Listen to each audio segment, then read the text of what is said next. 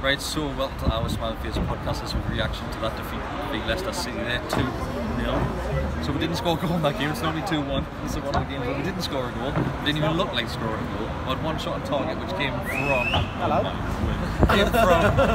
Shelby shooting in his own half. So, Mark, what do you think of that? Sorry, I was distracted there momentarily. Where do you start with that performance, man? It just... How we lost that game 2-0, I've got... 2-0? 2-0? I'm still distracted. 2-0, I've got no idea. It had 0-0 written all over it. That penalty is harsh, but I don't know. You kind of throw you kind of throw yourself in front of the ball like that when it's like that. We had a shout for a penalty as well, first half, which probably wasn't.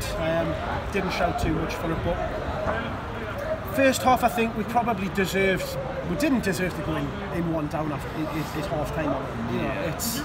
I thought that was definitely harsh on us.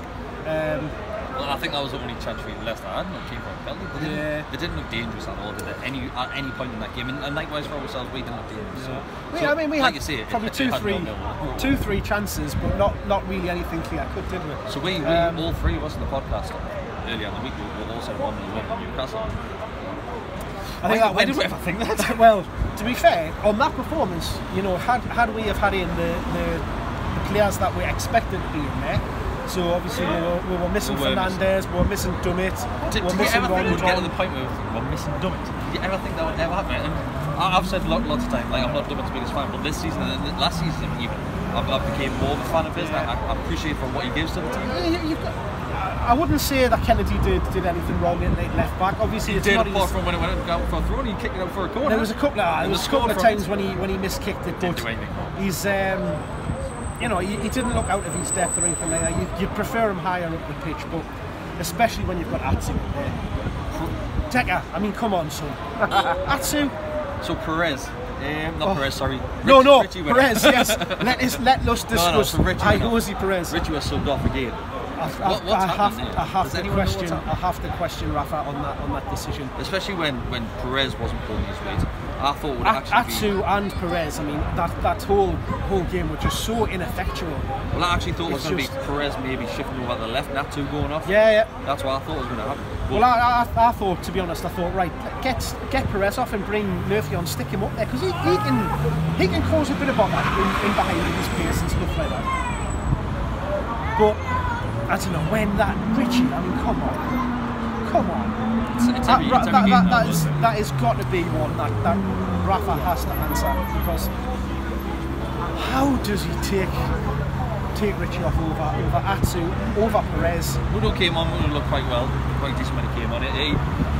He's a player, he needs to start. Like, his hands in that cup game. Everybody knows my thoughts on Ayoze Perez. Muto did more in 3 minutes with his first 3 touches than Perez had done in his last 30 games. There is no way on earth. Yeah, in the last season, just ignore that. Ignore that. He's been terrible. How he continues week after week to be in that team is beyond me. I honestly cannot say it. Muto came on, he put himself around, he created stuff, he caused a mischief of himself. He had a couple of chances, he was getting in behind the defenders. You know, that was in 15-20 minutes of doing that. Perez had 60-70 minutes and he'd done nothing except fall over, fucking do his hair. He's just so lightweight and lazy. So even going off the pitch. Going off the pitch. How slow was he to go off the pitch? So Ashley was there. Fuck me. The first time we've seen him for a long time. Well, did you notice he didn't have his white shirt on? Fucking hell. He's obviously got an important meeting lined up this afternoon. That must be left in the back room of the House of Fraser. Might fit me. That's it up, yeah, definitely. I'm going up in the world. I'll have this YSL for Lee Cooper. But yeah, I think that the fans made it loud and clear. Even corporate people in the corporate were standing up. Well, that was quite funny actually, wasn't it?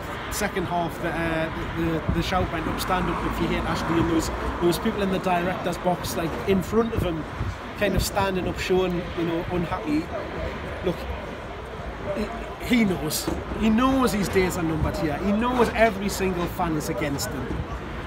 he's got to just do the right thing. We've said it time after time after time. So This news has came out before the game. Yeah, the table. With Kenyon. What do you think? Come on. I fell for it last season, so I fell for it with Stavely last season, but I don't want to. I didn't. Are you voting for this one? I'm hopeful. The difference I see with this one is that he's had links with football for God knows how many years. He's a football person. He is, and I don't think he'd want to tarnish his reputation by linking himself into something like this if he's got no intention whatsoever. So I think there's something there. I think there's more there than what there was with Stavely. But like I say, I fell for the Stavely thing. I don't want to fall into that. So I'm so excited last season. I don't want this to happen again because I don't want to be crying and be putting on it like I don't want to be getting a photo of him and sticking it on my podcast desk and that. Like I just want something nice for it. I think Peter Kenyon's probably more attractive than Amanda Stavely. It's that. It's that jawline. I can abuse that now. That's just got to. Fuck Amanda Stavely. So right, we're going to Man U next weekend. I don't know why we've decided to do that. Well, to be fair, they got turned over today by West Ham. They were 2-0 down at half time, ended up 3-1. So there's a bit of hope. I mean, the best shot we did was from our half. Don't remind us. Right, predictions for Man U then. How are you? We're gonna get beat. Yeah. We're gonna get beat. We're gonna get beat like 2-3 now. But at least we'll get pissed and have a good day out. We will. Right, everyone. Subscribe to the channel. Yep. See you in the week. Hi. Podcast this week, so I'll speak to you soon. Love yous.